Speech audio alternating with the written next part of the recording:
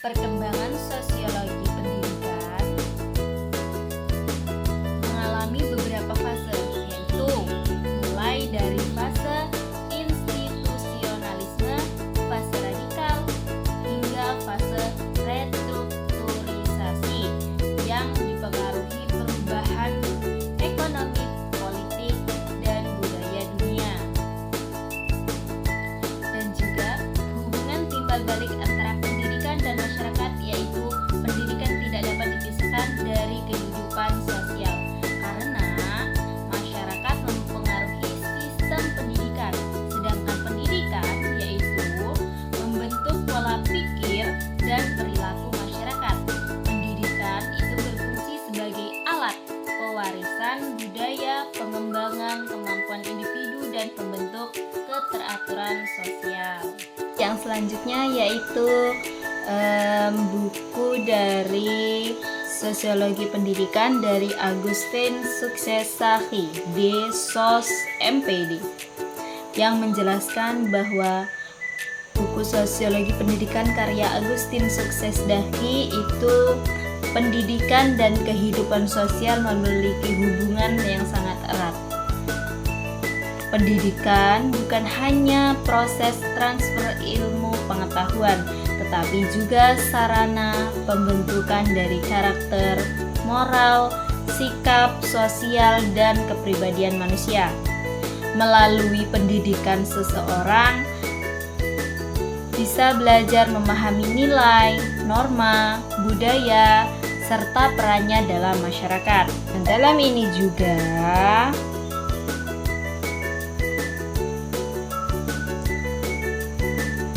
dalam buku ini membahas tentang berbagai aspek penting dalam sosiologi pendidikan, yaitu seperti sosiologi ataupun sosialisasi, perkembangan kepribadian, interaksi sosial, pengendalian sosial, pelapisan sosial, serta mobilitas sosial, perubahan sosial, multikulturalisme, budaya, sekolah, guru, ruang kelas, dan juga kurikulum. Semua pembahasan tersebut menunjukkan bahwa pendidikan itu berfungsi sebagai alat untuk menciptakan keteraturan sosial, meningkatkan kualitas hidup, dan membentuk masyarakat yang lebih maju dan harmonis. Selain itu juga, pendidikan juga berperan sebagai sarana mobilitas sosial yang memungkinkan seseorang meningkatkan status sosialnya melalui usaha dan prestasi belajar. Sekolah, guru, kurikulum, dan budaya sekolah menjadi unsur penting dalam membentuk generasi yang disiplin, bertanggung jawab, toleran, dan mampu menghadapi perubahan zaman. Secara keseluruhan, buku ini menegaskan bahwa keberhasilan dari pendidikan itu tidak hanya diukur dari kecerdasan akademik, tetapi juga bisa diukur dari kemampuan peserta didik dalam bersosialisasi, menghargai keberagaman, beradaptasi, dan perubahan sosial, serta memiliki karakter yang baik dalam kehidupan masyarakat. Yang selanjutnya yaitu buku yang keempat, yaitu yang dikarang oleh Dr. Sylvia Hanani, MSI, yaitu bukunya Sosiologi Pendidikan Keindonesiaan. Buku Sosiologi Pendidikan Keindonesiaan ini menjelaskan bahwa pendidikan dan masyarakat itu merupakan dua unsur yang tidak dapat dipisahkan.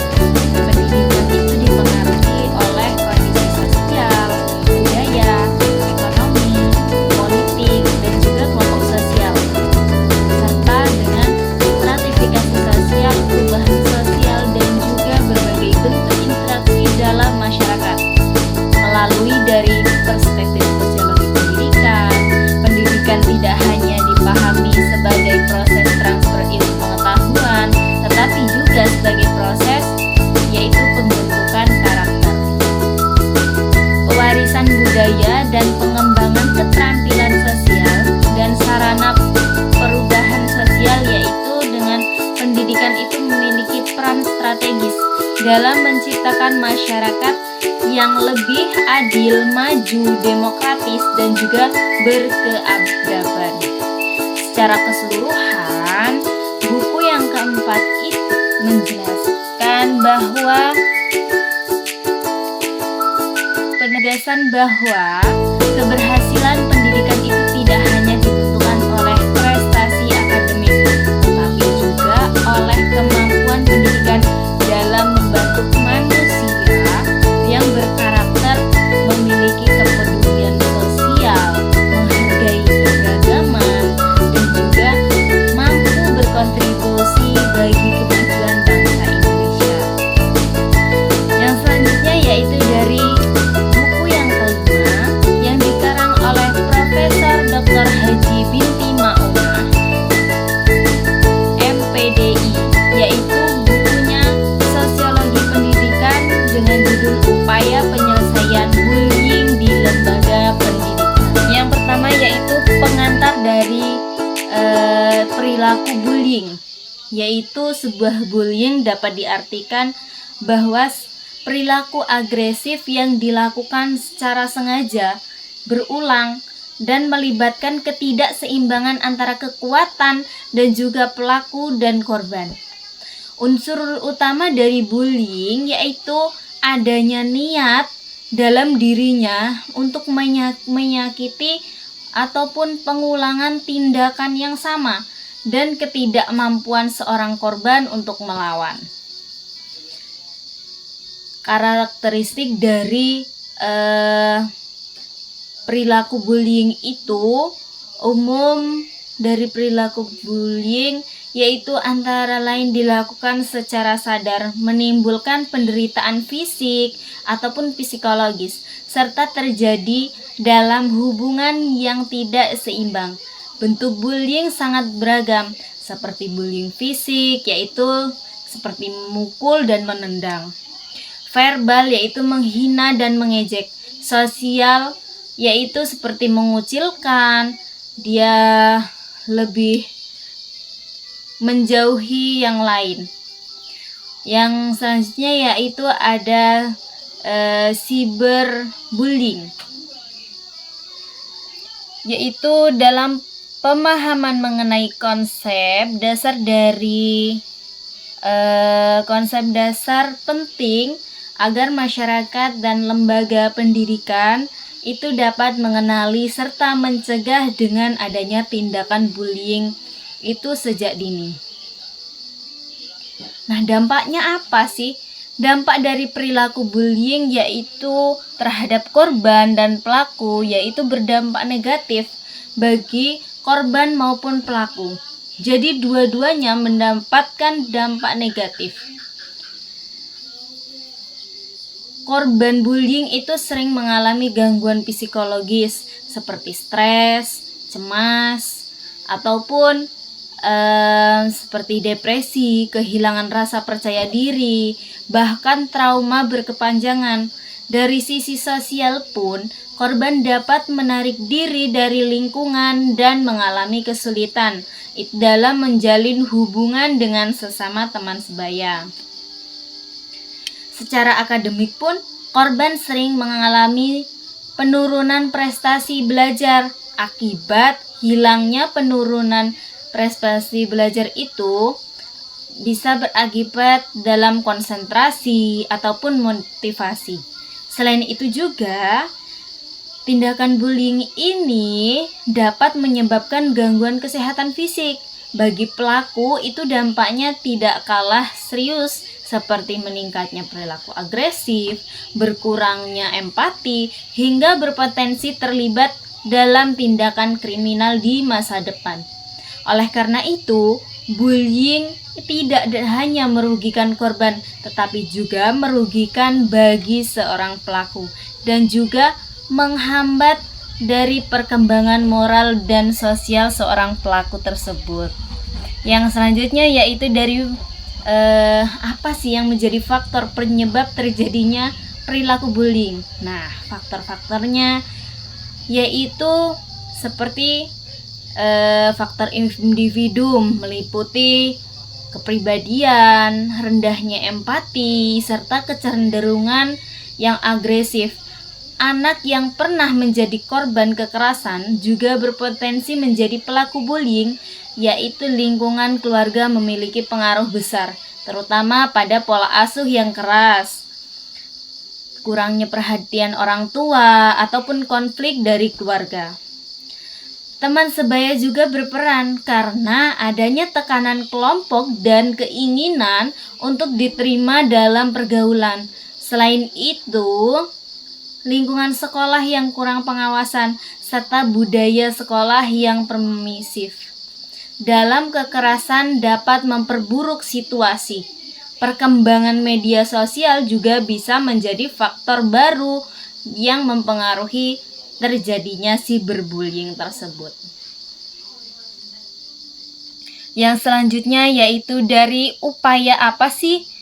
Bagaimana sih upayanya untuk pencegahan perilaku bullying tersebut? Nah, ada nih beberapa strateginya dalam pencegahan bullying, seperti edukasi dan peningkatan kesadaran publik yang menjadi langkah awal dari masyarakat itu agar memahami dampak buruk dari bullying tersebut. Dan juga sekolah perlu membuat kebijakan dan peraturan yang jelas mengenai larangan bullying serta memberikan sanksi yang tegas. Pendekatan berbasis keluarga juga penting melalui komunikasi yang baik antara orang tua dan anak. Di lingkungan sekolah juga, guru berperan sebagai teladan sekaligus pengawas perilaku peserta didik. Pemanfaatan teknologi dapat digunakan untuk kampanye anti-bullying dan dapat digunakan untuk pelaporan kasus secara tepat. Pencegahan yang efektif itu memerlukan kerjasama antara keluarga, sekolah, dan masyarakat agar terciptanya lingkungan pendidikan yang aman dan nyaman. Yang selanjutnya yaitu penanganan dari perilaku bullying. Nah, penanganannya yaitu bisa dengan proses identifikasi dan pelaporan kasus. Harus itu dilakukan secara tepat dan cepat agar korban mendapatkan perlindungan. Sekolah itu perlu menyediakan mekanisme pengaduan yang mudah diakses oleh peserta didik. Penanganan terhadap perilaku itu tidak hanya berupa hukuman, tetapi juga pembinaan dan konseling untuk memperbaiki perilakunya. Dalam pelaksanaan program anti-bullying, sekolah itu sering menghadapi tantangan seperti kurangnya sumber daya dan rendahnya kesadaran warga sekolah. Oleh karena itu, diperlukan solusi berupa pelatihan guru, penguatan kerjasama dengan orang tua, serta evaluasi berkala terhadap program anti-bullying. Dengan penanganan yang tepat, maka lingkungan pendidikan itu dapat menjadi tempat yang nyaman, aman, dan mendukung perkembangan peserta didik secara optimal.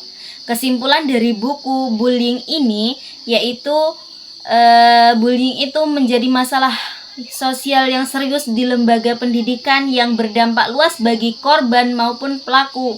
Pencegahan dan penanganannya yaitu memerlukan kolaborasi antara sekolah, keluarga, masyarakat, dan pemerintah untuk menciptakan lingkungan pendidikan yang bebas dari kekerasan dan mendukung tumbuh kembangnya peserta didik.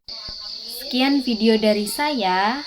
Terima kasih buat dosen dan teman-teman semua yang udah nonton dari awal sampai akhir video saya ini. Sebelum saya akhiri, saya mau pantun dulu. Pantunnya dengerin ya. Jalan-jalan ke Muara Muntai, singgah sebentar beli lemang. Terima kasih sudah menyimak sampai selesai. Semoga tugas ini dapat nilai cemerlang. Terima kasih, bye-bye. Jangan lupa like, komen, dan subscribe ya. Wassalamualaikum warahmatullahi wabarakatuh. Bye-bye.